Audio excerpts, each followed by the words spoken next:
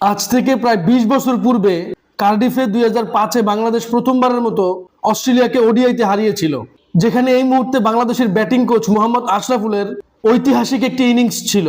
এরপরে বাংলাদেশ আর কখনোই ওডিআইতে অস্ট্রেলিয়াকে হারাতে পারেনি। তবে এইবার বাংলাদেশের হাতে বিশাল সুযোগ। ওডিআইতে শুধু অস্ট্রেলিয়াকে হারানোই না, বরং সিরিজও হারাতে পারবে। একটা সময় ছিল বাংলাদেশ ঘরের মাঠে স্পিনিং ট্র্যাক করে বিদেশি দলগুলোকে ঘায়েল করত। তবে এই মুহূর্তে বাংলাদেশের হোম অ্যাডভান্টেজই হচ্ছে পেস অ্যাটাক, কেননা সাম্প্রতিক সময় তারা দারুণ করছে এবং আশা করছি বাংলাদেশ অস্ট্রেলিয়া সিরিজে পেস বান্ধব উইকেট বানাবে।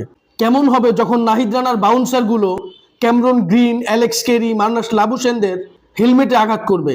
নিঃসন্দেহে একজন ক্রিকেট প্রেমী হিসেবে দারুণ অনুভব হবে। অন্যদিকে অস্ট্রেলিয়া ইতিমধ্যেই বাংলাদেশে এসে পৌঁছেছেন। আজকে তারা মিরপুরে প্র্যাকটিসও করেছেন, পিচও দেখেছেন।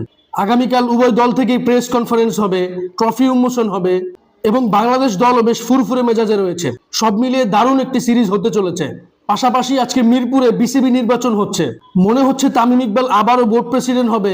তবে আমরা চাই তিনি যে প্রতিশ্রুতিগুলো দিয়েছেন সেগুলো তিনি ভালোভাবে পালন করেন।